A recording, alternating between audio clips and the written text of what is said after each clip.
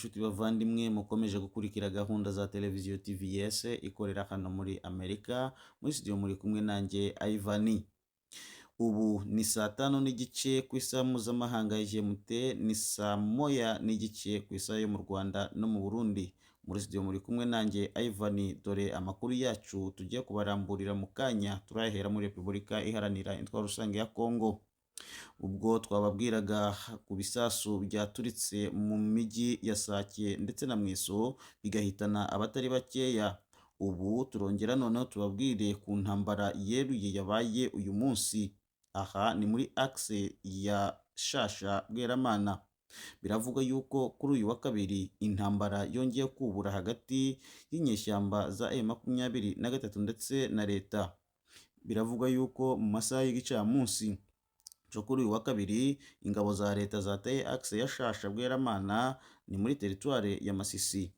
Amakuru dukura ahabereye imirwano aravuga yuko imbunda nini ntoya zumvikanye ndetse ho mu gitondo mbere y'isaa 6. Imirwano ikomeye ikaba yabereye ku musozi wa Ndumba hafi y'Inyamubingwa. Iyi mirwano ikaba yatumye ingendo Bweramana Sake zihagarara. Mu gihe cy'isaha 7 aho ni ku isaha y'Igoma, umuvugizi wa M23 mu bya politike Bwana Lawrence Kanyuka yatangaje ku rubuga rwe rwa Twitter yuko leta ya Kinshasa n'abayambariye ari bo Burundi, SADC, Afurika y'Epfo, FDLR, Abazarendo n'abandi bafatikanije bagabye ibitero mu baturage ba Nyakajanga no mu tundi duce tuhegereye. Barica, barasahura ndetse bituma n'imiryango myinshi ihunga. Yongeraho ati twebwe rero ka M23 nta mahitamo yandi twari dufite uretse kurengera abaturage no gusubiza inyuma ibitero. Gusa mu mpande zombi nta bavuze abayiguyemo cyangwa se abayikomeretsemo.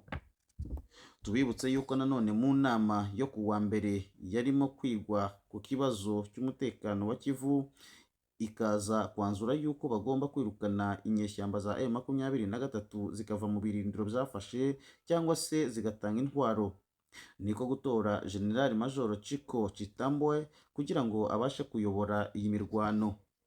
Gusa kandi uyu yaje kuyobora iyi mirwano atsimbuye General Force Kabwe.